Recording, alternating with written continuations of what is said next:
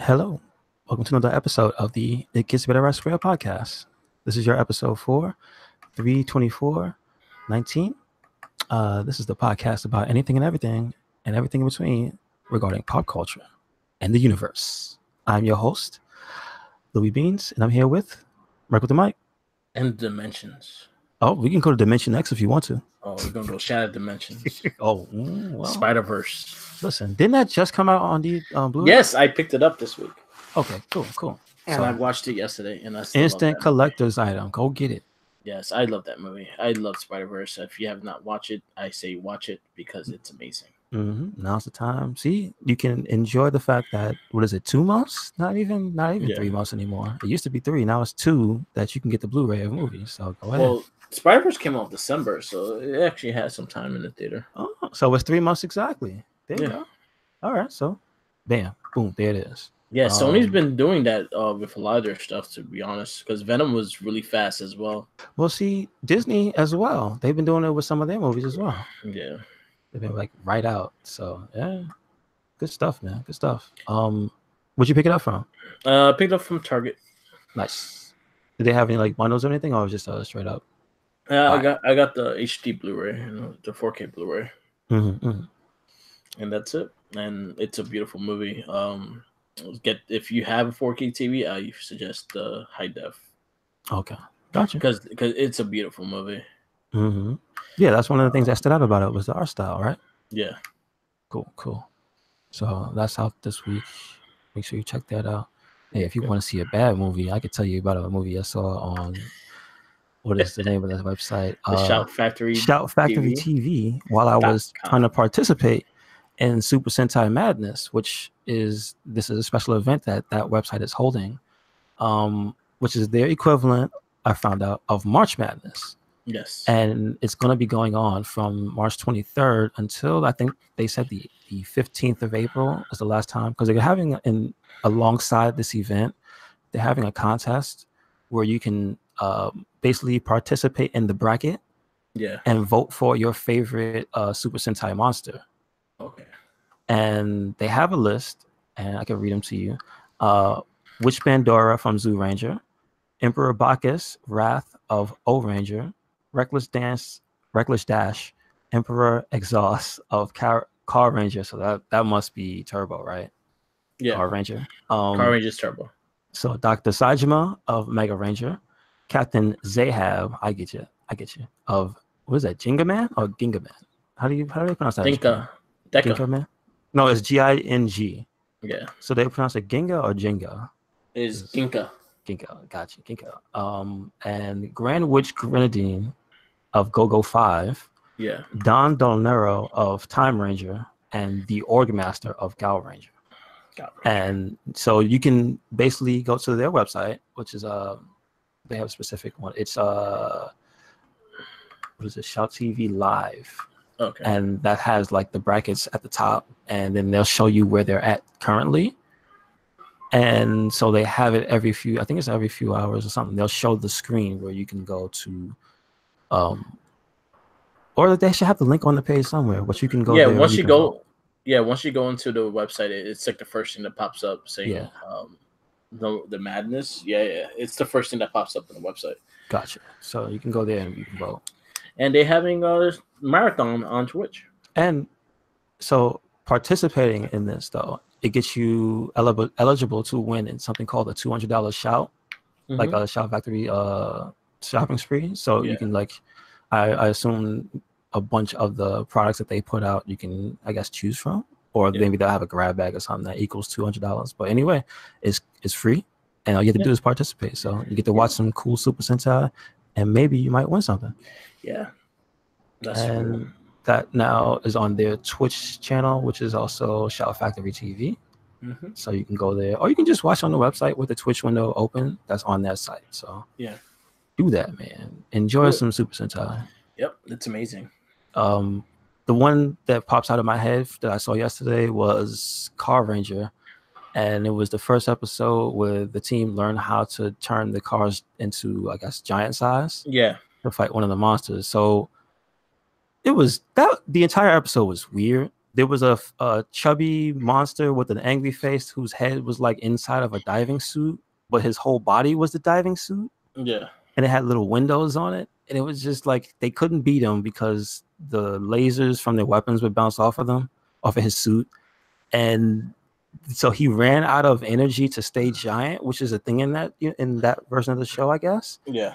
And so they come up with a plot, the villains, to get this insect thing to eat all the food that he can so he can go giant. And then, but before that, when you get back to the villain's hideout, like there's a bar and there's like a go-go dancing super villainess, and she's like, I don't know what is happening. It's just bananas, and it's like two guys off to the side having a serious conversation about how we're going to get these rangers. And like this girl she's a main villain, and she's just go-go dancing because she's bored. And I'm like, what is happening? And then, so like they finally get the plan together with the giant insect that they want to turn bigger. They get this little kid, and apparently I missed an episode, or I missed maybe a bit of this episode, but apparently the little kid's mom is a great chef, so they know this. So they went back to the little kid to get his mom to make them food to feed to the monster, but the mother, I think, has been incapacitated because of the monsters earlier. I don't know. And then the father picks up the phone, who looks like the stereotypical rich fuddy-duddy with a monocle and sharp mustache. He's got a smoking jacket on and an ascot, and I'm like, this is a Japanese man. What? And so the little boy tells the father all of the food, and you think that the father's not the chef, and then the father just shows up with all the food for the monster. He's like, right, all right, son. He shows up like maybe like, I guess, the commercial break later with all the food. They feed it to the monster, and then the whole plan backfires because instead of turning giant, the monster shrinks. And then the father and son proceed to pelt the monsters with rocks. And they start screaming, "Don't bully me!" as they run away screaming. And I've never seen that. That's the end of the episode. The monsters lose, no fight. What? That's awesome. Super Sentai, like in Japanese, is so unpredictable, dude. Yes, it's fun. It's been probably really enjoyable. You know what's bad is the fact that, again, now we're watching season 2 of Mighty Morphin Power Rangers, which is Dire Ranger and Super Sentai. Yeah. And it's really hard for me to get through it now. Because you said it's just not the same. It's not because the American fight scenes suck. Yes, that's what you were saying. You can tell at the point when they stopped using the old footage, right? Yeah, because there was a point that they didn't have old footage to use, and then they had to wait till they killed Tommy off in order to use that old footage. And then later on, they couldn't even use the old footage either because the White Ranger was there, and the White Ranger has nothing to do with that set of Rangers. So yeah, oh man, wow, it's really hard to watch. Like, I'm season 2 and season 3 went more. It became more of like a Saved by the Bell kind of show with Ranger stuff in it than what the season 1 was pretty much the rinse and repeat of Power Rangers. Like, they morph, they turn big, they fight the monster. There was a lot less of them in the suits and more of them as characters. Gotcha. So it became more of like a dramedy. Yeah. Like more humanizing the characters, basically. Yeah. But from what you're saying, it's not a better decision, is it? It's just hard to watch. It really is.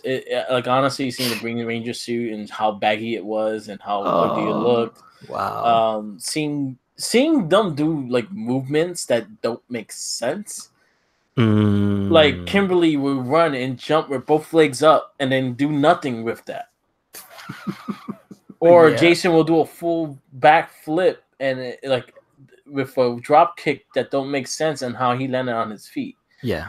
And that just annoys the shit out of me. And I'm like, and then the putties are really badly done because the putties are Americanized because Lord Zed is Americanized. Lord Zed is an American character. You will not see him in the Super Sentai. So you see where they had to add things and where they had to subtract things. And there's a lot of things in the Dire Rangers that doesn't exist. Like, a lot of the monsters they didn't even use. If you actually notice the beginning, like maybe the first 15 episodes, like the Megazord and the monster does not fight on the same screen. Oh man, it's like a first person view of the. I give them credit on them doing it because it takes a lot on what they had to do. Yes. But you'll see like the Megazord in first person mode fighting the monster. And then if you actually pause it on times that it hits, you'll see the whole different arm hitting the damn thing. Or you'll see a whole different technical hitting the Megazord. Okay. And it'll be like a whole different color and shit like that. So if you really like look at it, then you start noticing it. Me going through the season already, and then after watching the Zoo Ranger and started watching a little bit of Dire Ranger, I see it clearly now, and it's really bad. Yeah, that's unfortunate. And it goes to show like that's what they had to do for the show, and it makes sense in a way. It's enjoyable still, like what it was and how it affected me when I was a childhood. I still say that it was probably one of my favorite ones anyway, but it has its issues, and especially after watching Zoo Ranger, it has a lot of issues. Oh, okay, yeah, that's unfortunate. I mean, one of my favorite, and you say that, and I think about it now. I wonder how I'll feel about watching the part when Tommy shows up as the White Ranger. Yeah, because that was one of the coolest. Like didn't that come on primetime? One of those episodes. Yeah. No, that was the Mutiny. That was the 1, 2, and 3. So what was the one where they fought the putties? Like they did show 1, it 2, and 3. on one of 1, those 2, and 3. nights. Those that was Mutiny. That was the show. That was the first 3 episodes of season 2. Okay, that was with the Piranha. Which one is the one with the debut of the Z Rangers, the Z putties? The Z putties. That was the same one. Yeah, okay. It's called Mutiny. Yeah. Yeah, so I remember the Z putties showing up, and I thought that was dumb but cool because of how they broke up. Yeah. So none of that, the claymation of that's not original either. They made that specifically for. Wow. So when you see the fight scenes, it is all American fight scenes, and you can tell when they're American fight scenes. Unfortunately, they don't hold up to the Japanese, I assume. Not at all. Not close. So, but I would think at the time you go, that's cool that they learned something to hold over. Because I'm thinking about that animation of the putties disappearing like that. Yeah. Like I thought that was kind of cool, even though it's legitimately like low grade for the time. Yeah. Well, it was the time. It was the 90s. Yeah. You know what I mean? So I don't know. Okay. Well, now I know. Yeah. It's getting hard. I just passed the White Light episode, which is the return of Tommy as the White Ranger. Mm-hmm. Thing with the White Ranger and Dire Ranger, White Ranger is a kid. Oh no! And he's short. Oh, the Ranger's short. Yeah, it's a kid. Yeah, that's funny. Yeah. So watching the episode I saw for what is it, Car Ranger? Yeah, we know in the American version, the Blue Ranger's a kid. But he grows into a man. Grows into a great. The White Ranger and Dire Ranger is still small. So in the Japanese version of Car Ranger, there's not a kid. No, it's a dude. That's hilarious. They did the opposite. You think they did it on purpose? They made it the opposite on purpose. They were like, okay, we forgot because we still had Tommy and we didn't want to get rid of Tommy. Yeah. You know what I mean? Like, so you're like, okay, we'll do the kid later. Yeah. The kid thing later. And then it took so much longer too. Like they went through, if I'm not mistaken, wasn't Zeo before Turbo? Like they went through a whole bunch of stuff before Turbo, right? Yeah, Zeo was before Turbo. Okay. Yeah. So anyway. But yeah, there's a lot of crazy things. But stay tuned for next week. We'll have our review of season 2 of Mighty Morphin Power Rangers. It may not be as a positive review as our first one did. Listen, as long as it's honest. Yeah. And it is also the fact that we did watch the Super Sentai, and I think that changed our views a lot in how the Super Sentai is approached. Because Super Sentai is approached not for a kid show. Yeah. It's approached more for a teen, maybe adult show because it's more drama. Yeah, it seems like young adult. Yeah. Yeah. Like Zoo Ranger, I could see it has a mixed audience because it was not as adult as like Jetman as I've been watching, and then Dire Ranger. Dire Ranger has some really adult shit. Hold on, is Jetman the one with the smoking bad guy? Mm-hmm. Oh, I keep forgetting to like go look, and that's also on Shout Factory TV. Yeah, they all on Shout Factory. All right. Shout out to Shout Factory TV for letting us watch these things for free. Honestly, it's great. It's amazing stuff. Shout out to Toei because I see the trademark on it, and I'm like, I forget that Toei does have the rights to some of these older ones. Mm-hmm. So shout out to them, because I remember they were having a little issue with some stuff they had. I think in relation to the rights they have to some Dragon Ball stuff earlier this year. And I think they have the rights to VR Troopers, which I think Shout Factory is going to bring in the Japanese version of VR Troopers. I'm sure the Japanese version is way better than the American. Yeah, version. I forgot the full name of it, but it's a whole different name. Okay, before we change subjects, I got a question. Do you remember Superhuman Samurai? Yes. Was that only American, or was that as well it was a Sentai. Wow. It was Japanese. I forgot the name of it in Japan, but I think it was part of the Ultraman. I think it was part of the Ultraman. That's why they look connection. Like that. Yeah. Huh. That makes way more sense now. Yeah. Okay. All right. I might start looking into some of that stuff as well. Because I like Superhuman. It was a whole different thing. Great show. It's just memorable, you know. Yeah, I remember the show. I actually liked it more than the other spin-offs that they try to do. For the popularity of Mighty Morphin. Like I can't stand VR Troopers. Yeah, the American one was not good. Oh. And then I couldn't stand. I didn't like Beetleborgs. I hated. What's his name? Flubber. Yeah, the Jay Leno looking ghost. Yeah. Oh, my favorite character on that show. None of the kids. None of the real villains or anything. It was the Frankenbeans. Yeah. He's my favorite character. And this is messed up because I know they were playing him to be like mentally handicapped in some way, just because of the way he talked and stuff. But I mean, I guess he's Frankenstein. You know how that is. He's not at full mental capacity. But the funniest thing I've ever seen on the Beetleborgs was when they had those Halloween cartoons. I mean, commercials for the show. Because Beetleborgs was one of those shows that they used American actors for like the promos and stuff. Yeah. And they said, "What are we gonna do for Halloween?" And then Frankenbeans just comes out of nowhere. Halloween, and I'll never forget that. I was just like, "What the hell was that?" Yeah, like, nah. I'm good. So the Japanese version of Super Samurai is called Gridman, the Hyper Agent. Gridman, the Hyper Agent. Okay. Mm-hmm. All right. So now I have to remember to check out Gridman. Yes. Find out. And that was it. But yeah, I didn't like Beetleborgs. I didn't like Mask Rider. Because that wasn't exactly the same as what is the name of the show? Kamen Rider. Thank you. So okay. Mask Rider was terrible. Did it not even did it or did it not use footage? They did use footage for the Japanese version, but it was just like it's too terrible to wait for that footage to come on. I just remember that show being very boring. The actor was terrible. And that's unfortunate too. Activate. So unfortunate. I hated him. Yeah. And he teamed up with the Power Rangers in season 3.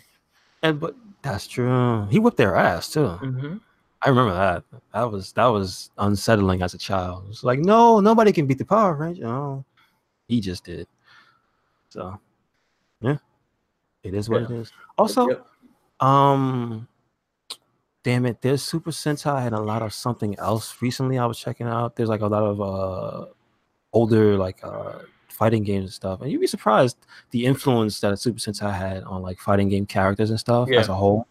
Like franchises like King of Fighters has a character in it called Mei Li, and she's basically a Super Sentai. She turns into a super version of herself. Like there's a lot of that stuff. So good stuff. It's the whole culture in Japan. Yeah, it's basically their original modern superheroes. Yeah, that's their creation. So yep, and I love it. I'm actually really enjoying going through the Super Sentais because it's like a whole new light on what I love in Power Rangers, and just better. The stories are better. The characters are better. And it's in some ways it's a lot crazier as well. Yeah. You want to know one last thing that I really hate in Mighty Morphin season 2? Okay. Is the cockpit. Why say that? I really hate the cockpit. I think it's pointless because Jason's the only one that has controls and they're just sitting behind him. Really? I never even noticed that. And the Super Sentai, if you watch the Dire Ranger, their cockpit was fucking dope. Yeah, there was. It was with the gold the ball that the White Ranger has, and they did the moves and stuff like that. And yes. A la like G Gundam used that later. Yeah, which is pretty cool. Yeah, so this one, it's really bad. It's just like a big ass green room because it's supposed to look like the inside the Lion Ranger's globe. Okay. So that's what it's supposed to look like. That's why it's round and everything like that. And it's green and red. It just looks weird. And then you just see 2 controllers for that Jason uses, and the rest of them is just sitting there. Wow, that's awful. I didn't even notice that. Yeah. So this is the thing is that when you're rewatching it, yeah, I can't notice something that I didn't see because I never saw the control room. So that is true enough. So it's crazy is the fact that when you actually rewatching and going through it again, like you start I'm really like looking at the little things and looking how they do certain things, looking at how they hide certain things, like the fucking zippers on the costumes and shit, because they did a horrible job in a lot of them. How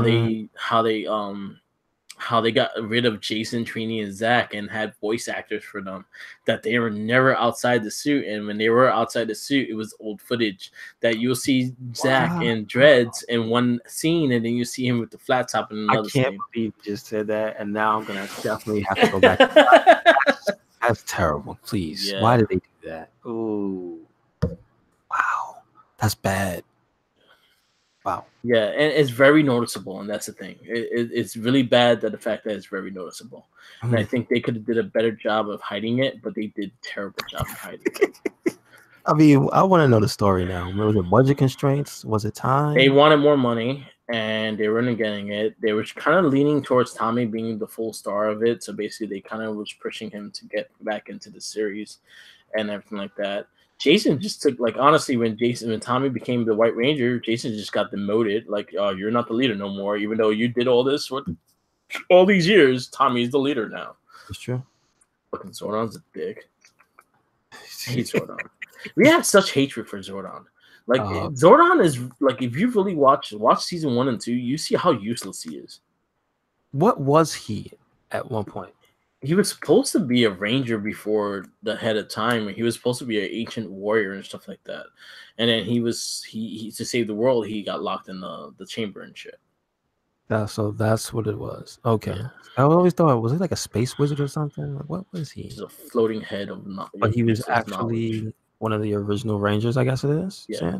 Okay. He's a floating head of useless knowledge. I mean, yes.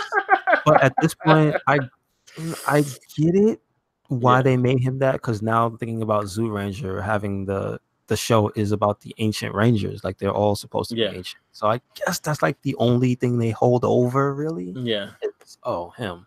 Yeah. But he's not even really one of them. So I get it though. Yeah. It is what it is. Yeah. It is what it is. But there's a lot of bad things. There's a lot of bad things to see. Man, see, I wonder if it's out there, a comprehensive list of all the things that they got wrong and right that you can look at at a quick glance, maybe on YouTube or something. Yeah, they might have it on the Watch Mojo, because they did have like a lot of flaws videos. They had like the top 10 flaws in Power Rangers, and they had like Lord Zed's wand duct tape, and you saw the duct tape on it and things like that. The Green Ranger shield is always really put out there for that. Yeah, that's just you see the difference between the two. That's one of the most like, ooh, that's bad. That's one of the most noticeable things too. Yeah, how'd you let that pass? Also, not for nothing, sometimes the swords used to wobble. I used to laugh. Well, they're plastic. They're plastic swords. I know, but they used to wobble, and it used to just kill me. It used to be like, that's just not. Yep. Oh, jeez. Oh man. So what you got, Bert? Super Sentai. Stay tuned for the cast for that. We'll be doing it later this week. Will be Mighty Morphin season 2, and then April's cast will be 2 Super Sentai. We'll be reviewing Jetman and Dire Ranger, which I'm really looking forward to. Dire Ranger, good stuff.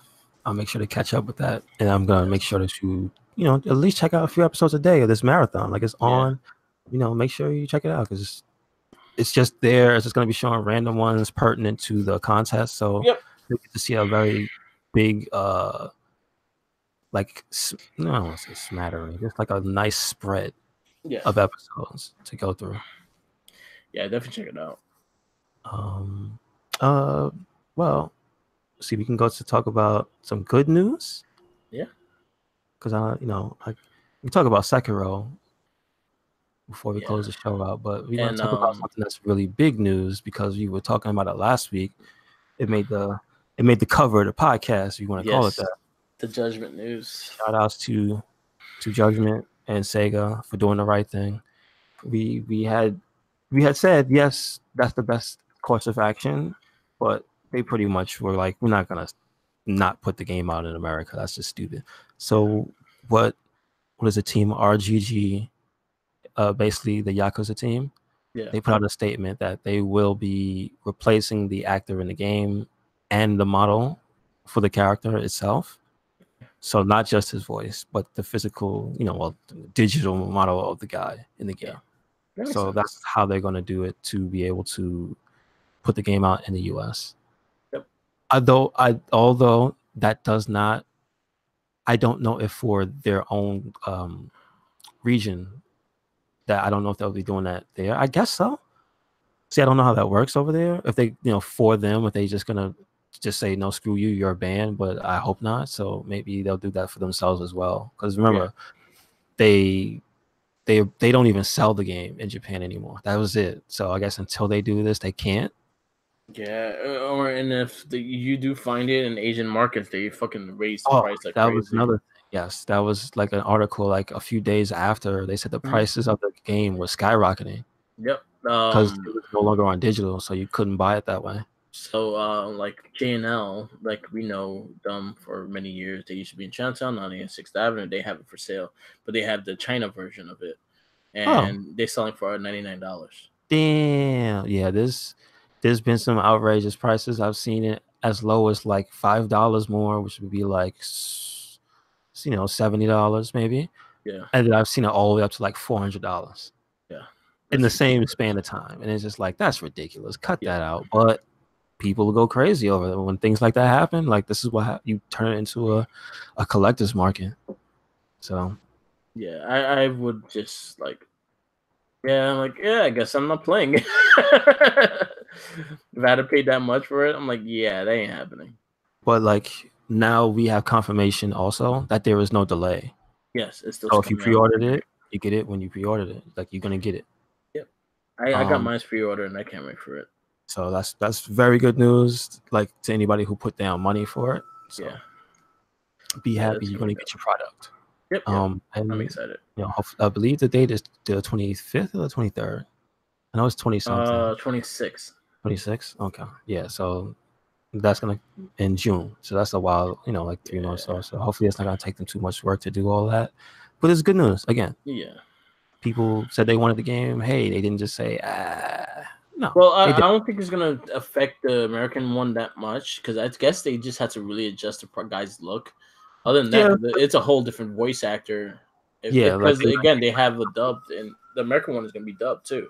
Yeah, it's gonna be. But here's the other thing. It's gonna be dubbed in more than just English. Yeah, it's dubbed in like 5 or 6 different languages. So I guess most of the voice actors are gonna be the same. Yeah, because it's not him. He's only doing Japanese voice. So. Yeah, so I guess that's the only one they really have to change. Yes. So we'll see. But I mean, that does mean, they have to recast all those lines. And those games are long. Like, he was a major character. That's one of the big issues is that guy was a major character. So yeah, but I heard he's only in he's a major character in the first half. For the first half? Okay. Yeah. All right. So June 25th is the release date. 25th? All right, good shit. June 25th. I have my pre-order in Best Buy already. Mm-hmm. Good. And I can't wait. Yeah, he's supposed to be a major thing in the first half of the game. Yeah. So they would just probably adjust his look and make him. I'm glad it's not affecting it though. Yeah, right. Like you said, a big bushy detective Donatello mustache. Make him look like fucking like Magnum PI.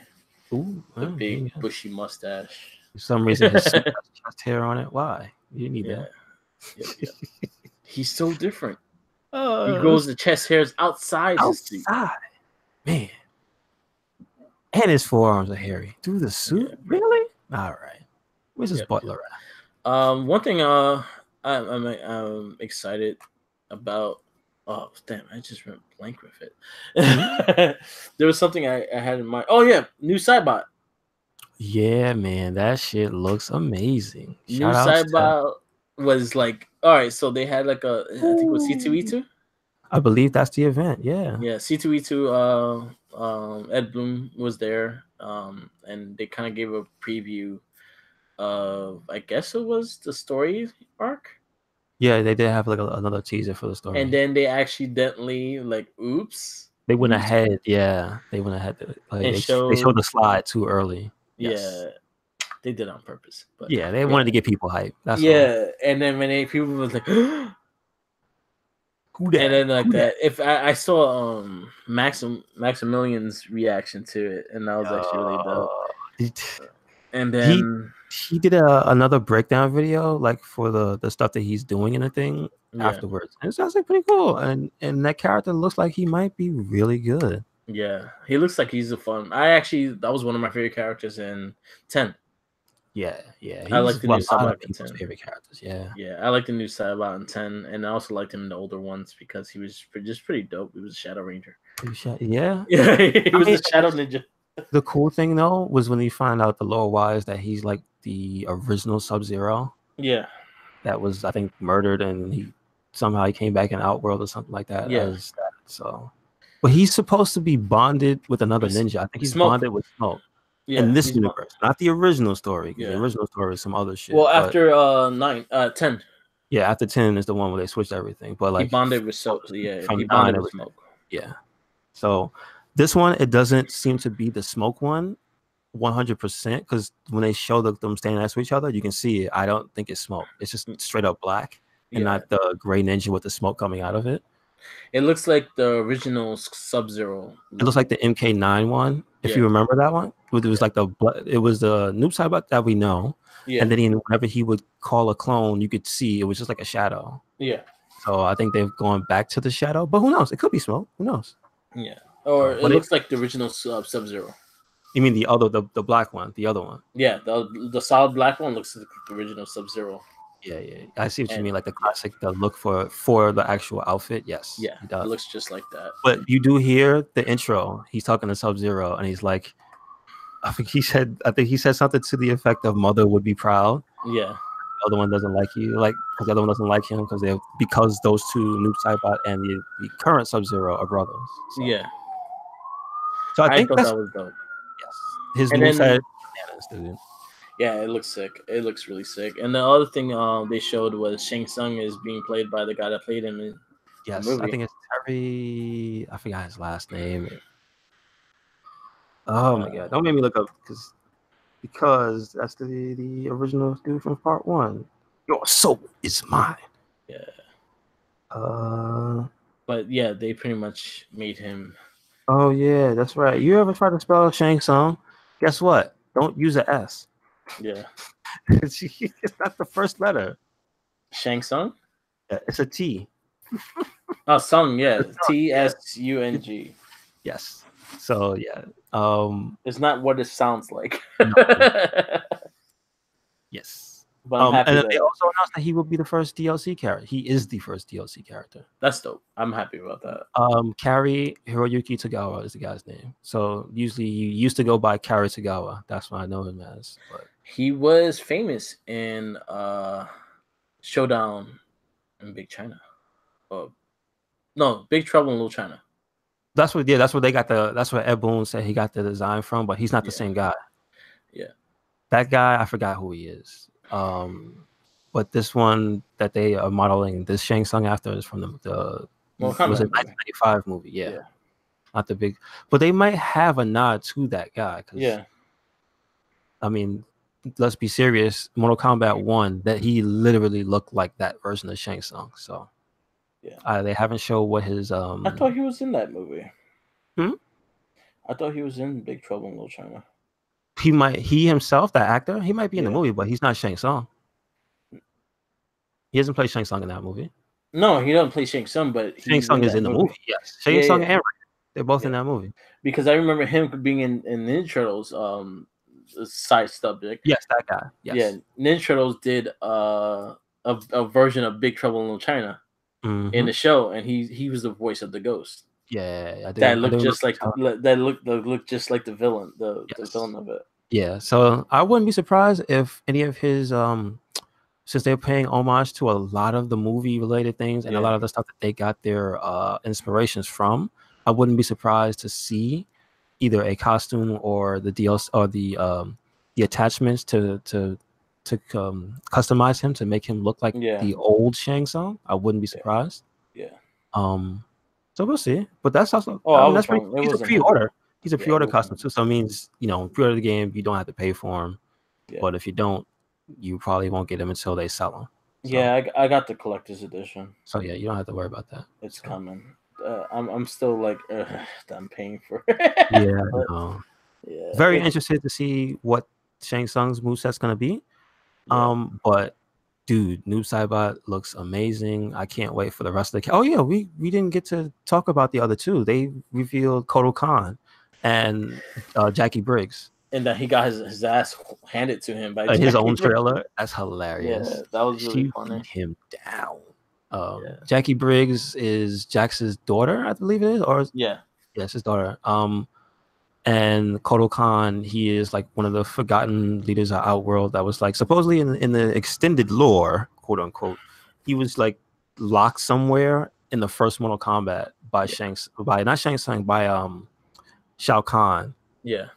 And so by the time you get to 2, he's still locked up somewhere. So he's the main villain. I think he's like supposed to be the original leader of Outworld, King of Outworld. Okay. I know he was in 9. He was like one of the main villains in 9. No, he's not in 9. His first appearance was in 10. 10, yeah, in 10, he was supposed to be one of the big. But villains. Story, quote unquote, story wise, because they write it after the fact. But he's supposed to be an old character, so he looks cool. I always liked him because he's a grappler. Yeah, like he's a brawler grappler. Like he has a lot of moves that are either heavy hitting. He doesn't have long ass combos, but he has a lot of grabs. And he has this new one where because he's themed after like the sun god. He's themed after a Mayan god. So he has like the big giant, like it looks like a chainsaw sword that he has, which is like those old school, like the Mayan, like their versions of a great sword, basically. Yeah.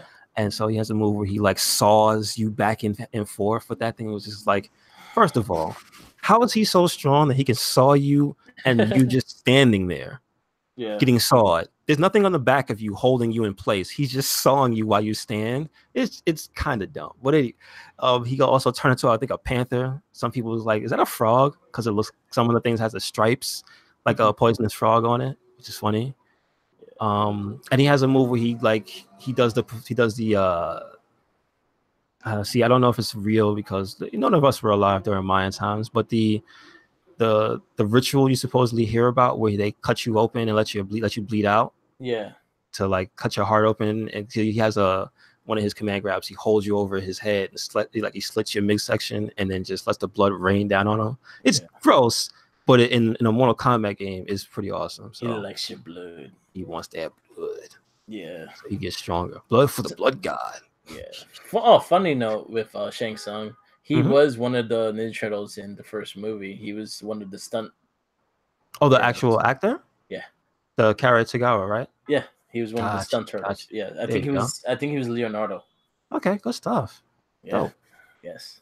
So it all comes in circles. Full circle. With Ninja Turtles being an injustice. Yeah, there you go. There you go. Ninja Turtles should be killing people in Mortal Kombat. Just saying. I mean, can I ask you, did they ever have a period where they were like, did anybody try to violentize? Did anybody try to make them edgy where they kill people? The original ones. But I mean, like, it was not graphic like Mortal Kombat. No, the original ones, like not like fucking blood and guts, because the original comic book was black and white, so you didn't really see the blood. Yeah. But they killed Shredder in the first 6 issues. Interesting. They threw his ass off the roof and made sure he was dead. Instead of the whole oops. Yeah. No, they made sure he was dead. The Turtles were violent in the comic. They did kill people in the comic.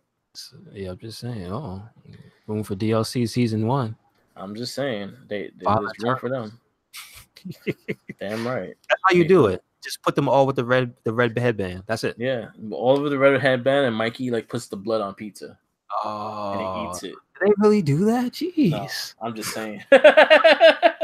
Look, hold on. Not for nothing. They are mutants. Yeah. They don't have to follow the laws of nature. They can eat whatever the hell they want. Exactly. So they can put your blood on pizza. Ooh, that puts them in a whole different light, man. I don't know about that. Yeah. Or you know who you do? Instead of putting the turtles, put Slash.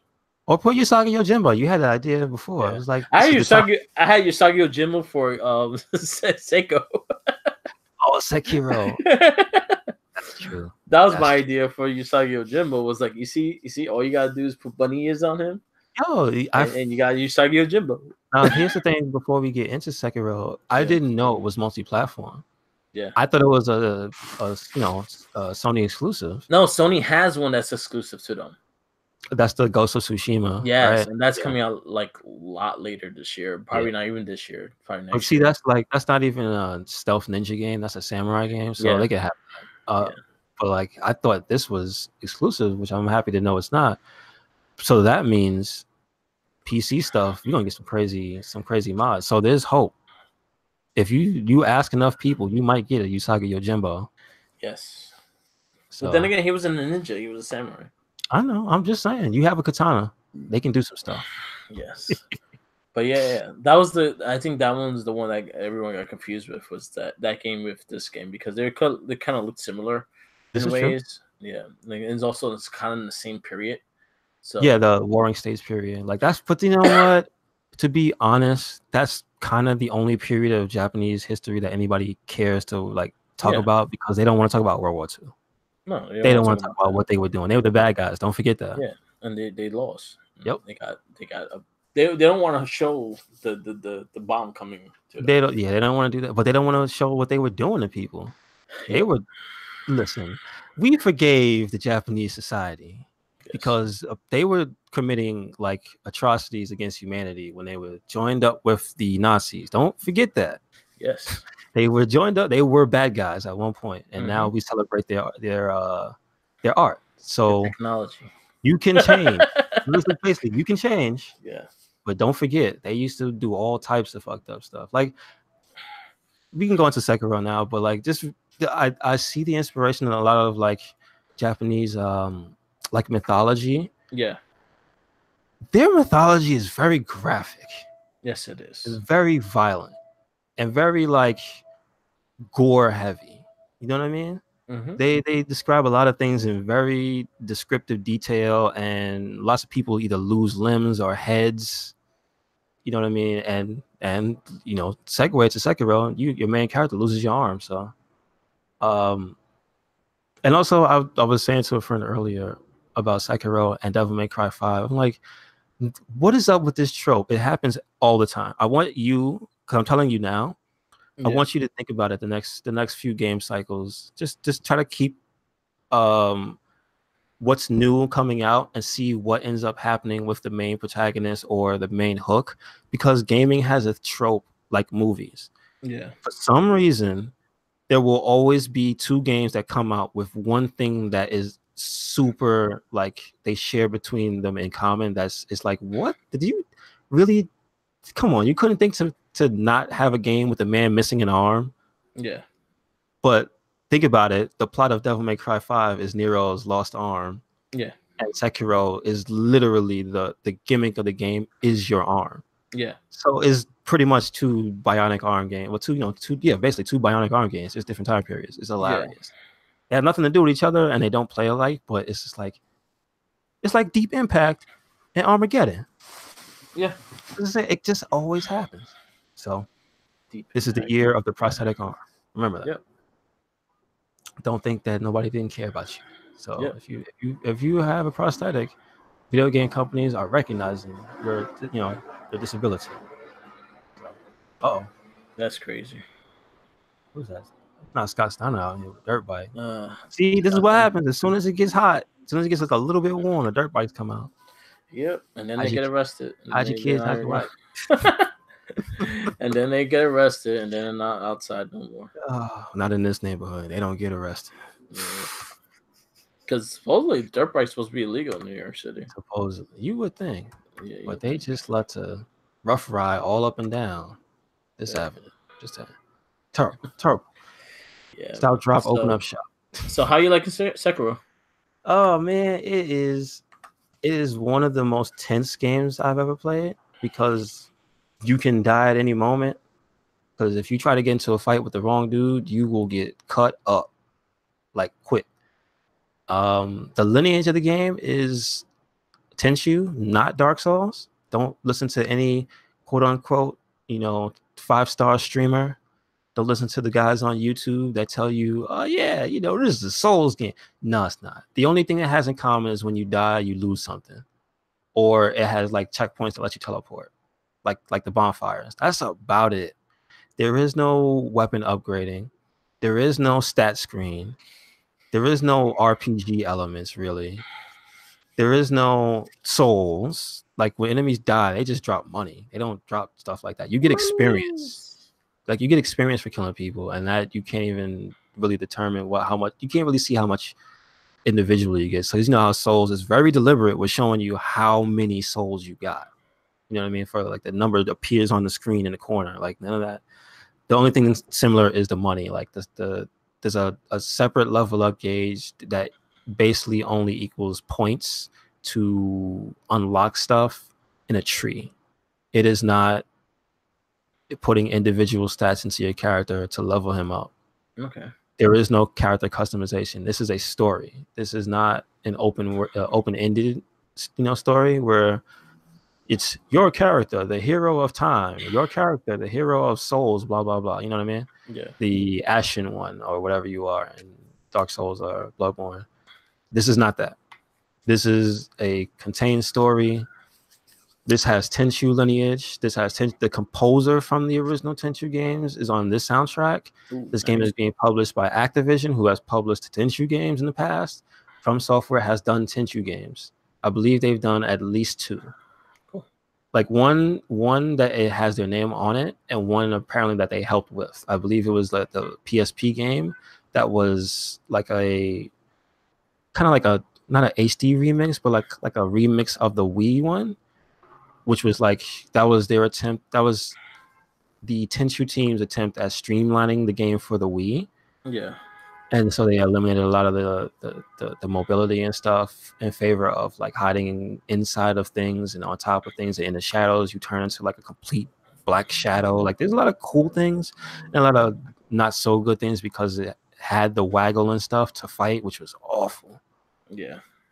And they brought that to the PSP. I think the funny thing about that is you'll find that Ubisoft put that out. Like this, Tenchu has a story history of being published by a number of different companies. So they did Tenchu Z. That's the Xbox 360 one. And they did Tenchu's Shadow Assassins. And that's the PSP version of the Wii game. And their crazy note, they did Ninja Blade, which was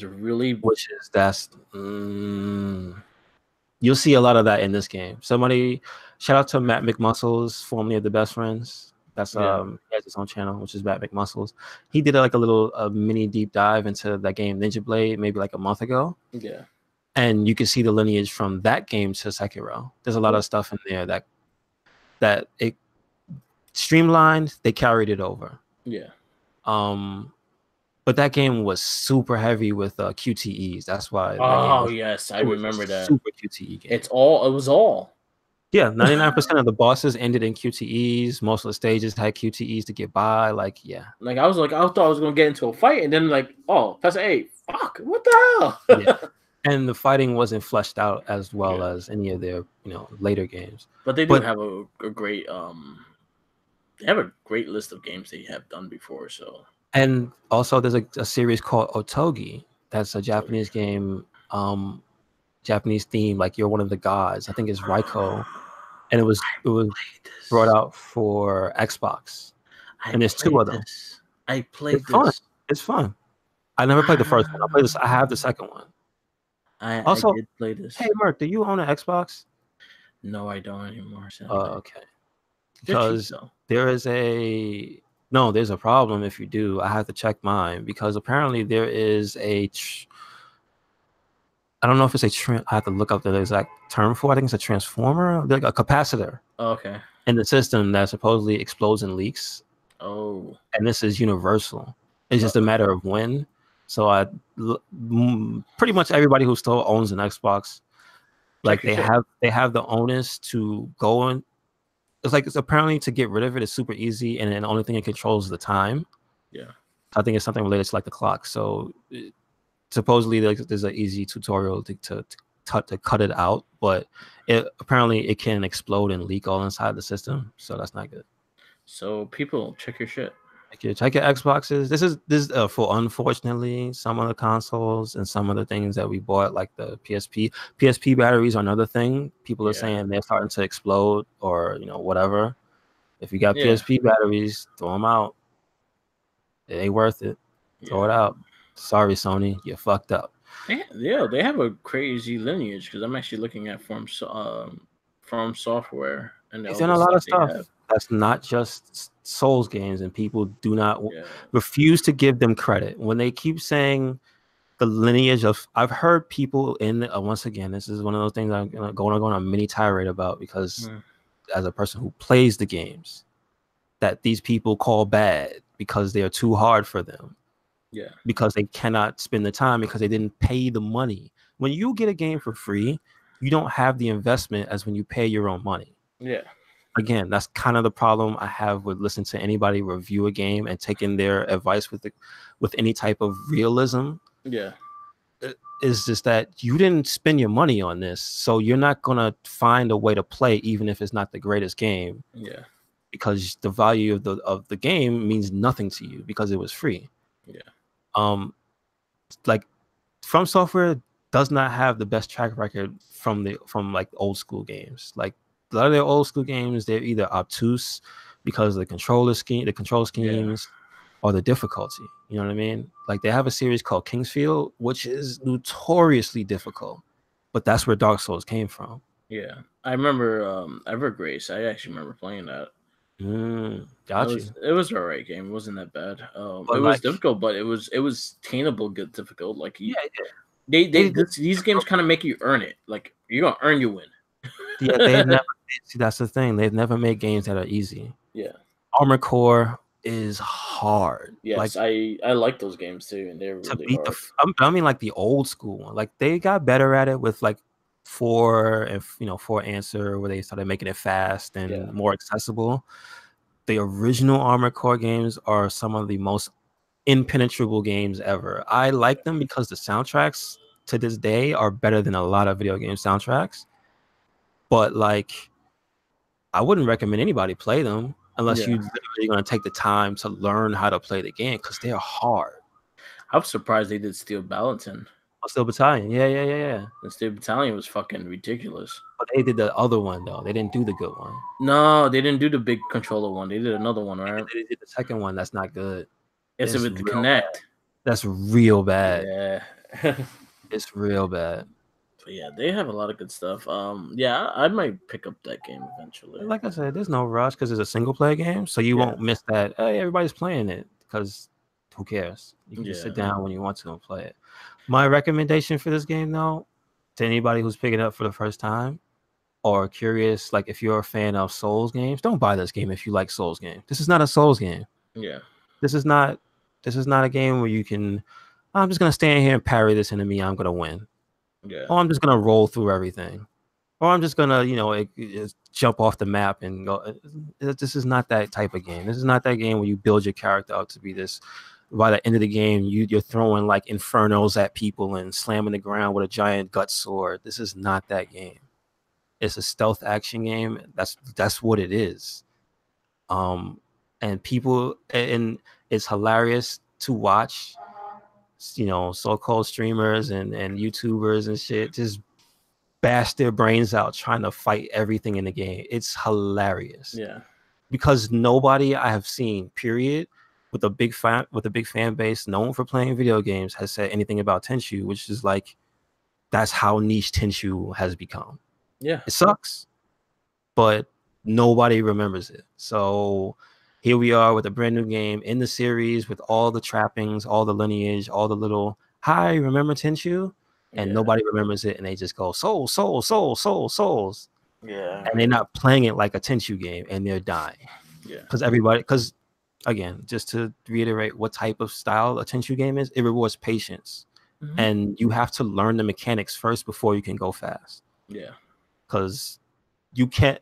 It progresses the skill tree in a way where you can't do the really cool things yet. You know what I mean? Yeah. You know, it rolls it out slowly, and in that way you can't do the thing where you can kill like 3 dudes at once. Because in this game, there's skill stuff later on. Not to spoil anything, but you start out only being able to stealth 1 dude, and then another guy's gonna see you, and then you're gonna have to fight a little bit. But by the end of the game, there's tons of stuff to just stop enemies from seeing you. And you can just kill 3, 4 dudes at once. I mean, in succession, if you skillfully are able to do so. Yeah. And that's not Souls. You know what I mean? It's not about, can I one-on-one this guy? Tenchu games are at its core about, how can I get the drop on this enemy? These enemies. Yeah. How can it was more stealth than anything. Yeah, how can I, as one ninja, take out an entire castle? And that's what you are doing in this game. So, you know, and it has a good, so far it has very good voice acting. Like, each of the characters are distinct as hell. Like, that's the one thing from Souls that it carries over, is that the characters are very distinct. Yeah. But I will also say, if you play Tenchu, every character in that game stands out. Cool. Literally every character in that game is either has some weird quirk, like to the blind masseuse that tries to like grope women and has a freaking Zatoichi sword, and he's really good with it. It's to the dog samurai that has like a style where he fights with 3 katanas, but one of them is in his mouth. Yeah. Like, there's a lot of varied and weird characters in Tenchu games as well. So that's cool. Again, I like it. It's really good. It's just, but again, it's a stealth action game, dude. It's not a Souls game. Play like Tenchu. Do not play like Souls. Yeah, don't run up on a dude. If you see 4 dudes chilling with guns, with matchlocks, and you see one man in the middle with a giant suit of armor on, what in your right mind says, oh man, I gotta go fight that dude first? Yeah. And you're not gonna get shot? Oh, what is, like, how it just amazes me how the lack of patience, because people don't want to stealth because it's boring on stream, because nobody want to watch you stalk around all day. I get it. So then don't stream the game, just play it by yourself. Like, that's not easy, so I was gonna say, but the alternative, and this is what I have seen, is a person sitting there dying over and over and over and over. Like, damn, this game is hard. Hey, dummy, stop trying to do it your way. So whatever. Anyway, I think that the guy is a ninja. He's a ninja, not a samurai. That's what they tell you in the game. They tell you that in the game. Ninjas can do things that samurais can't. Basics. Sneak. Be very sneaky. They're very light-footed. They're trained. If you actually really look at the way ninjas are trained to strike hard and that's it, and leave. They're not there. They're not trained to stay in the battle. No, we're gonna kill you and run away. You understand 100% what a ninja's supposed to do. Yeah. Kill a guy and get the hell out. That's it. Yeah. So I don't know when people thought ninjas were supposed to be action heroes, but this is what we have now. So not to say nothing, but Ninja Assassin, he did hide half the time when he killed people. I saw that movie recently. Very gory. Yes, very gory. That was the Wachowski brothers did it. Really? Yep. And the dude was in Speed Racer. Wow. That wasn't him, right? The main guy, right? Yeah, he was a Speed Racer. What? Yep. Wow. Good shit. Yeah, that's a dope movie, though. Yeah, it was really good. I saw it in theaters and I really enjoyed it. I thought it was really cool. Especially the scene when he cut the dude's face off and his tongue was still moving. Yeah. There's so many like awesome gory kills in that movie. Yeah, it's pretty good. So Sekiro, take it as a ninja game. Yes. You're not Gold Souls or Skyrim in it. You're sneaking.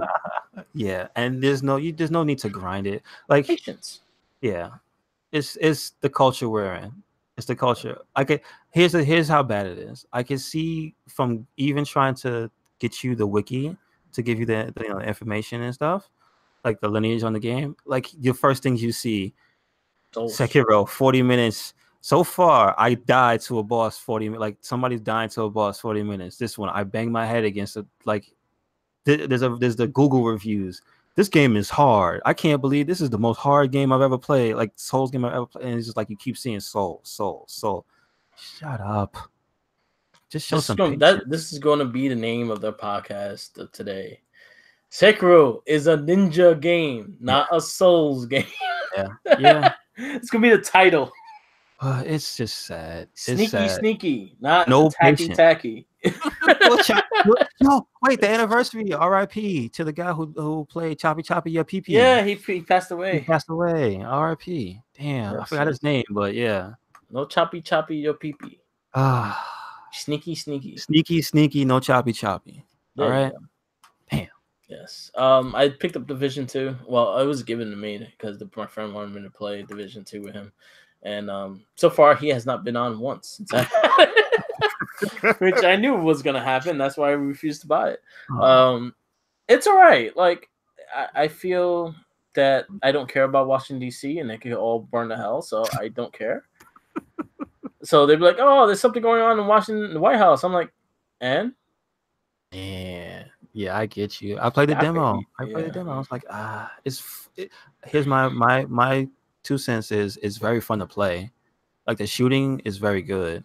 The skills, even though you only had the starter skills, I get where they're going. It could be cool, but like, I wish they had cooler outfits. I wish they were more broad with what they had in the last game. Okay, they had a lot of stuff in the beginning, really customizable characters and whatnot. I wish it was more lively. For some reason, the first one felt a bit more lively than this one. Like you felt alone, but you felt like the world was active. Except this one just feels dead. Gotcha. And it's very quiet when you're rolling around the city and things like that. Yeah. The gameplay is fine. I'm fine with it. I'm a little disappointed that I got it on PS4. I should have got on Xbox. So you can play Jenkins? No, it's not even that. It's that I liked Xbox's controller more for shooters than I do like the PS4 game for shooters. Okay. I prefer the way the Xbox controls modeled for shooters because it feels like triggers, and I feel like I have more control of the controller. Understood. And the PS4 is like the analogs are really loose, and you have to really customize the analog for you don't go flying everywhere trying to shoot somebody. You're right. Yeah, I do usually fuck with the sensitivity. Yeah. Yeah. So I have to fuck with the sensitivity in order to really actually play. Understood. Yeah. Did you try? Have you thought about investing? I mean, at this point, there's no real point. But have you thought about investing in those custom controllers? I thought about it, but then again, I always look at the support system they have with it too, because I bought a legacy controller, and I'm very disappointed with Xbox and how they handled that. Okay. Because that rubber part of the legacy controller comes off after a while of use, and you can't bring it back to get it fixed. They won't fix it for you. Really? Or in any which way, and it's really bullshit. And that's $150 controller. Luckily, I didn't pay that much, but still. Yeah. Wow. So I'm very, very bitter with those controllers right now. And unless they have a really good like return policy or just a policy in general that they'll fix it for you, then I'll look into it. But until then, I'm kind of like I'll pass. Gotcha. Yeah, because I did see the one that you can actually like is like fully customizable. Yeah, PS4. One of shout out to the homie Dr. Snipe. He let me borrow one of those for a good while. I was feeling like the customization of it. The only thing I can't mess with, you can't change the D-pad. Yeah. And the D-pad that it has, no bueno. Yeah. So I can't mess with that. Yep. So, all right, sir. That's all you have. Because I wanted to throw a little because I don't know if you watched the entire presentation, like the GDC presentation that Google had. I did not. No. Because it's interesting. Because forget exactly what it is. I think it's not stevia. It's like Strida, something like that. Yeah. Google Strida. Yeah, I did see what they were doing. I did watch the presentation on that, so I could do, and that was something I actually had in my notes. I gotta look for my notes, but I did have that for the podcast on my notes. But yeah, Stadia. Stadia, I think it is. Stadia. And I think it's interesting. Could they, if anybody could do it, it is Google. And what they want to do is to have a streaming service that literally is just a controller and their streaming service, no box, any computer, any type of internet connection, and it will at least get you into the game. And basically that will be you from that point on. Once you have all those things and the service is up and running, what they want is to have an ecosystem where you don't need to have the game to play any game. They want it that you can have that service and you'll be able to access any video game at any time to play it. They want integration with like streamers and stuff where they can like you can share the moment that the streamer is in. Like if you're watching a YouTube video, because remember, Google owns YouTube. So there's that integration there that they want to push where you can be watching a YouTube video and pause it and go to the exact same point in the video game that the person is streaming in your own game. And that's cool if you want to get to somewhere in a game that you just like, screw it, I don't feel like doing all this stuff. I've watched this playthrough, I don't want to play through all it. Like that does lead to interesting situations, or that it leads to more people being able to get past certain places they get stuck at in games, or to experience certain things that you might not have gotten up to. Like there's a lot of opportunities for that to be a very good thing. It's just that, as I know it, the one thing that I see as the downside is just that what we know, and this is just a thing that's not really founded, but people outside on the fringes of like the science of 5G think it's potentially harmful to the planet, as we know that cellular stuff is harmful to like the insects and stuff. So the only thing that in the back of my mind bothers me is the fact that they want to push for 5G, which is a more powerful wireless thing. There will be no wires when you're using 5G, meaning everybody's internet will be receiving the signal from a data center, which they'll say they will be popping up all over. And that bothers me, because if you're pumping out this stronger cell signal into the fucking planet and we don't know what it does, it's just a bunch of stuff like that where it's like, if you think things are bad now, something, I have a feeling they probably need to do more testing on stuff like 5G to really know what the impact of what that is on the environment. Because I know it sounds like, oh man, you afraid, what you worried about? Don't worry about it, people know what's up. It's like, yeah, but hey, why are there cyclones in Africa? Why is Iowa underwater? Listen, we got to stop this dumb shit. You know what I'm saying? Pay attention to what's going on around you. It's a lot of things. There's a lot of promise to it as well, but it all depends on how it's going to be received and how the internet is going to react to it, and how not everyone has the same internet connection throughout the world. So we may have a good signal and how to be able to play the games at 1080 or whatever like that. But say, for instance, Alaska, which still has blockbusters over there, because they don't have streaming services or internet over there that's strong enough to capture the streaming service. What if they want to get that and they get like 480? They're not going to want to play the game, so they could just do it on the Xbox. No, they said, to your point, what they said is they want to run those cables all over the planet. The Google Fiber. So what they're trying to do now, because I've seen the plans for it and it's super ambitious, like they're going under the ocean and everything with all the cables. What they want to do is have it so that that's no longer an issue. They're gonna make Godzilla. They're gonna maybe they're gonna make Godzilla with Wi-Fi. Maybe right. Until something like that happens, we'll get all this innovation, and the toll on the planet we will be untold until we sit down and somebody sits down and goes, did we really cause this with all this bullshit?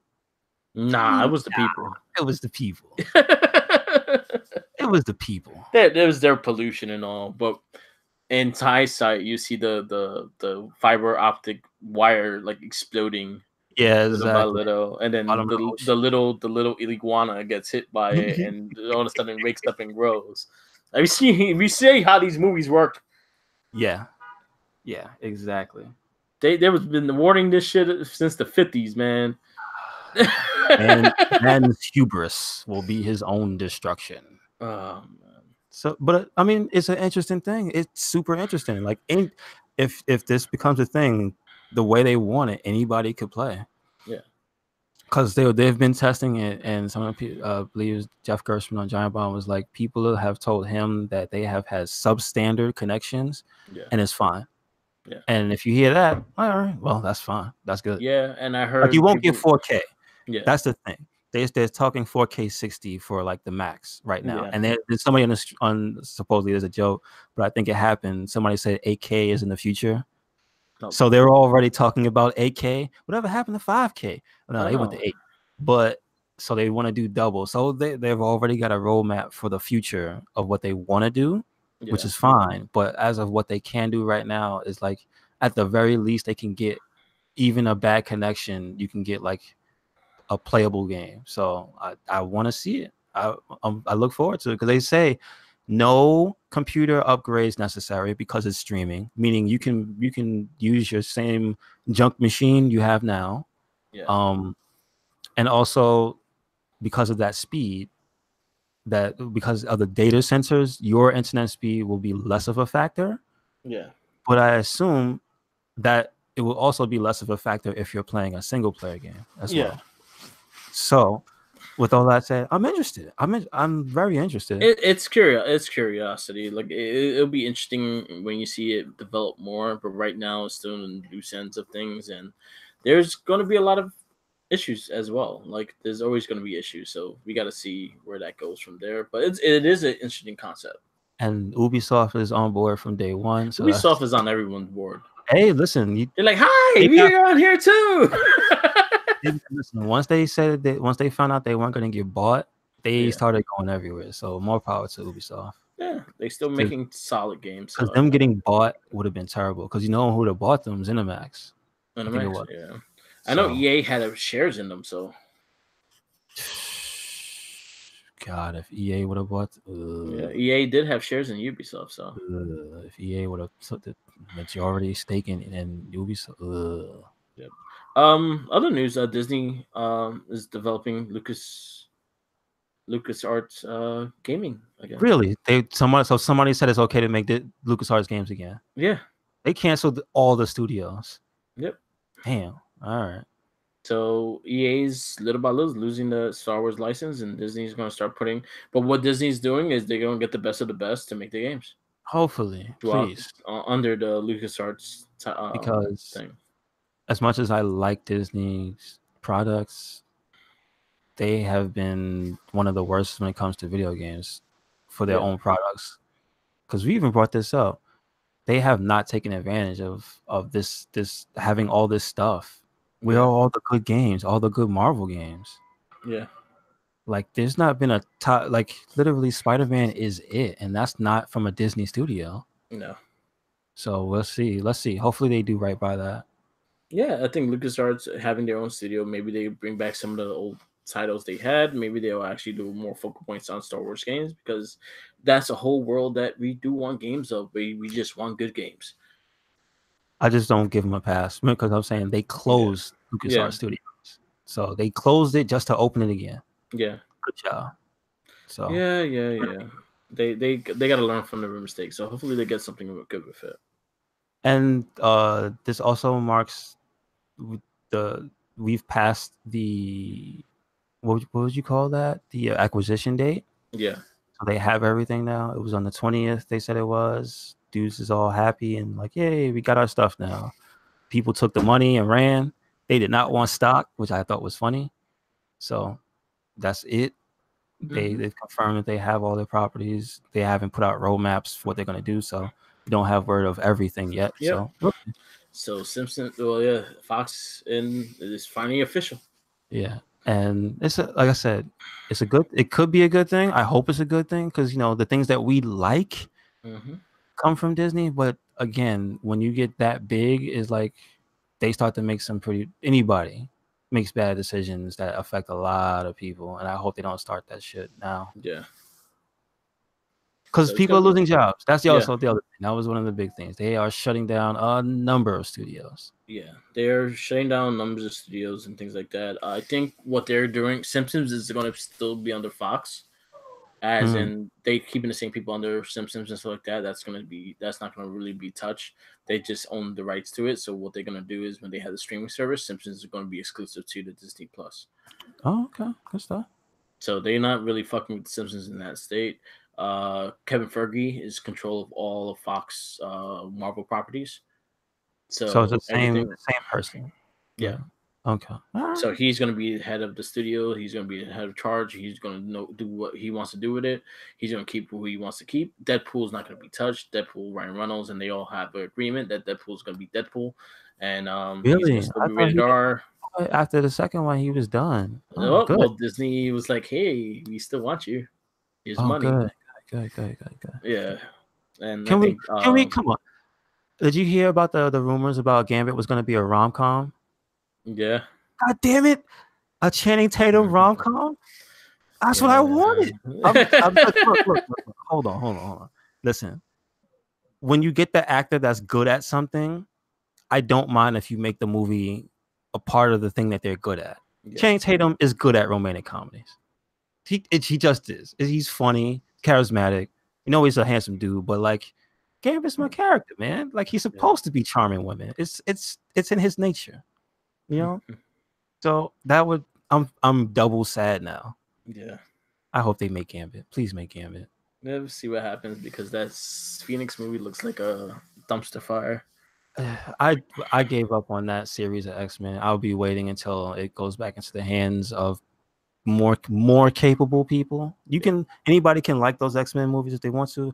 I don't have anything really negative to say except they don't interest me. Yeah.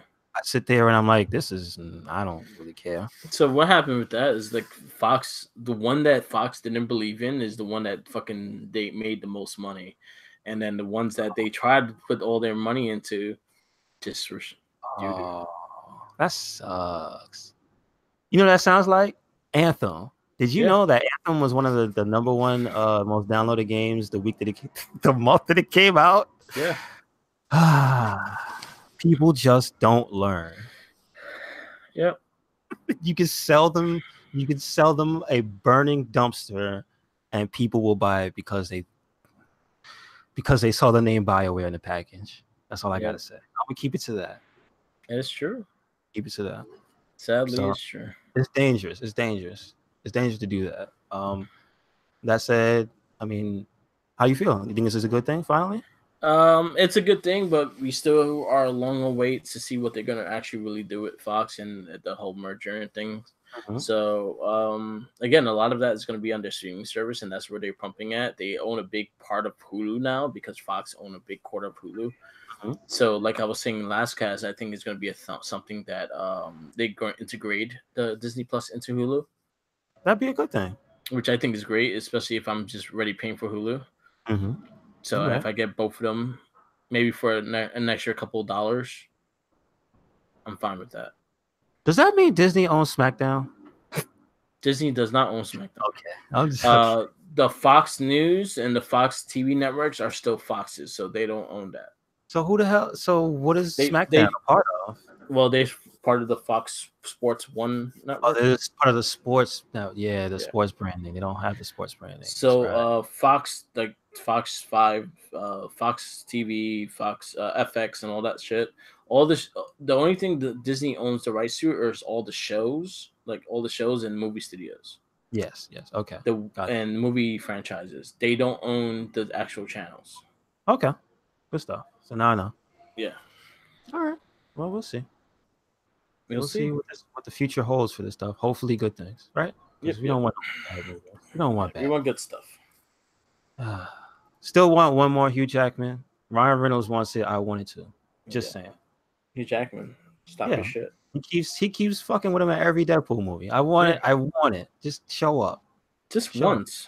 Yeah. Stab him and then walk away. Yeah. Or say fuck you and walk off. That's it. Yeah. That's still my favorite part of First Class. Yeah.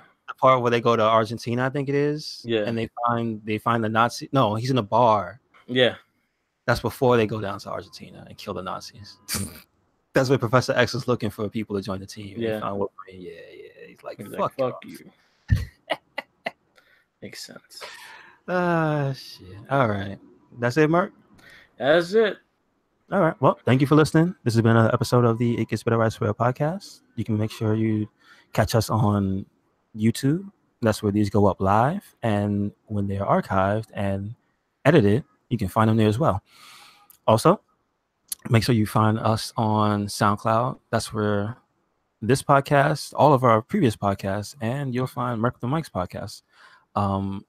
RedCycloneInc is our name, and Merc with the Mike is his. Yep. And social media wise, we have Twitter, Instagram, and Facebook, and those are also RedCycloneInc.